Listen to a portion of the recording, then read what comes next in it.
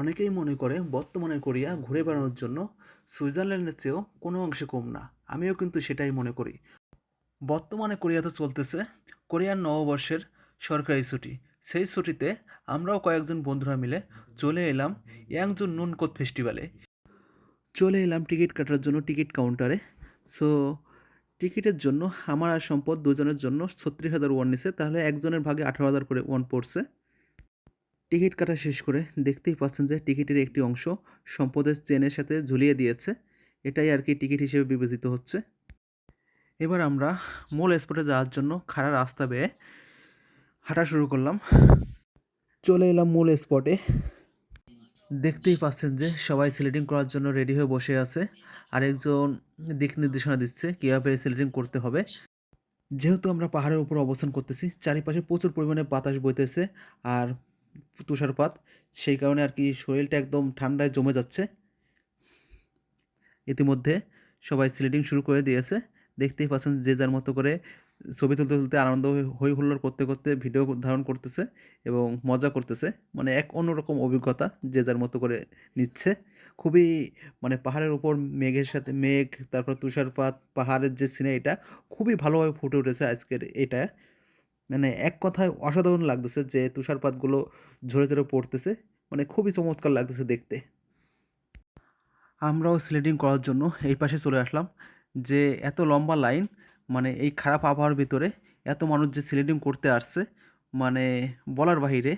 যেটা মানুষ দেখলে আপনি বুঝতে পারতেছেন যে কত পরিমাণ মানুষ এখানে এই আবহাওয়ার ভিতরে চলে আসছে আজকে। সো দেখে বোঝাই যাচ্ছে যে আমাদেরকে প্রায় আধা ঘন্টার উপর বা তারও বেশি অপেক্ষা করা লাগতে পারে। আর ফুল ঠান্ডায় একদম জমে যাওয়ার মতো অবস্থা। আমি যে ক্যামেরা দিয়ে ভিডিও করব সেই অবস্থাও নেই, মানে একদম ঠান্ডায় হাত লাল হয়ে যাচ্ছে। কিছুই করার নাই, তারপরেও যে চারিপাশের যে সিনারিগুলো আমরা সবাই মিলে উপভোগ করতেছি। সব দিক থেকে একটা অসাধারণ লাগতেছে আমাদের সবার। মানে ইয়াংজুর এইখানে এবারের মতো প্রথম আসা, মানে প্রতি বছরই এভাবে পালিত হয়ে থাকে। দেখতে পাচ্ছেন যে সবাই সিলেটিং করতেছে আরেকবার।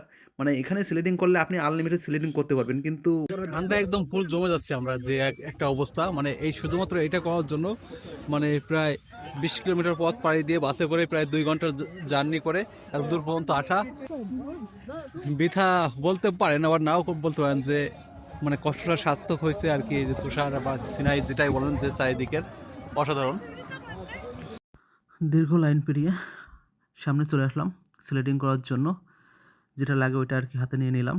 এখন এনাদের শেষ হলে আমরা সিলেটিং শুরু করব। আমিও শুরু করে দিলাম।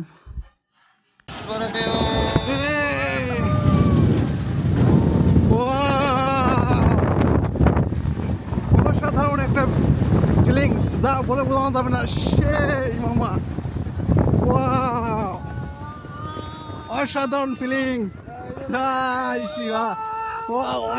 চলে আসলাম শেষ।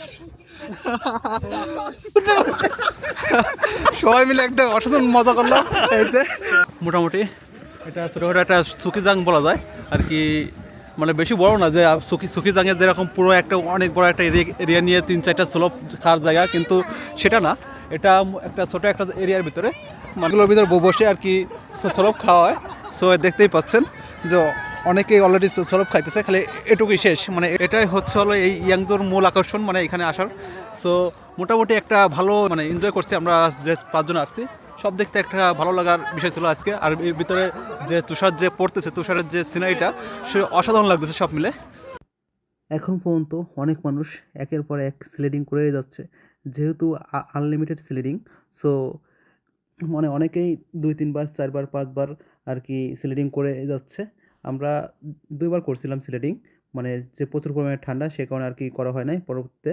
সো এই পেশে দেখতেই পাচ্ছেন যে বাংলাদেশের পতাকা মানে বাতাসের কারণে খুবই দুর্দান্তভাবে উঠতেছে। মানে এটা দেখে আর কি মানে মনের ভিতরে একটা অন্যরকম প্রশান্তি লাগে বাংলাদেশের পতাকা দেখলেই।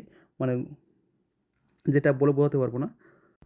সো তুষারের ভিতরে আজকের সিনারিগুলো এক কথায় দুর্দান্ত ছিল। মানে দেখতেই অসাধারণ লাগতেছিল একের পর এক। মানে পাহাড়ের উপরে এত সুন্দর একটা প্লেস, যা মানে কল্পনা করা যায় না। মানে এক কথায় চারিদিকের যে পরিবেশটা খুবই ভালো লাগছিল দেখে। একটা পড়ে গেছে।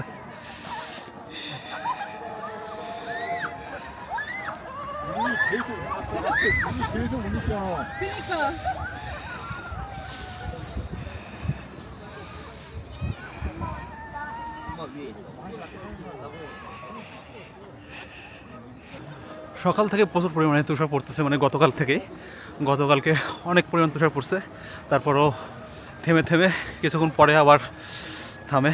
এই হলো আজকের অবস্থা। এভাবেই আজকের দিনটা যাবে, হয়তো কালকে নাও পড়তে পারে। তো তুষারের ভিতরে ভাবছিলাম যে বনতে আর বেরো হবো না, যে পরিমাণ তুষার পড়তেছে, কিন্তু তারপরও যে টানা 4-5 দিন ছুটিতে চলতেছে সেই কারণে আর কি ভাবলাম যে ঘুরেই আসি। এই পাশে একটা পিসি দেখতেই পাচ্ছেন যে নিজে নিজে একা একা স্লিপ খাইতেছে, মানে খুবই চমৎকার লাগতেছিল দৃশ্যটা। আর এই পাশে দেখতেই পাচ্ছেন যে এখন পর্যন্ত অনেক মানুষ স্লেডিং করার জন্য লাইন দিয়ে দাঁড়িয়ে আছে। মানে এই খারাপ আবহাওয়ার ভেতরে এত পরিমাণ মানুষ আজকে আসবে তা কল্পনার বাইরে ছিল। আজকের মতো এই পর্যন্তই। অনেকক্ষণ এনজয় করলাম, ঘোরাফেরা করলাম, সব দিক থেকে একটা ভালো লাগার বিষয় কাজ করছিল।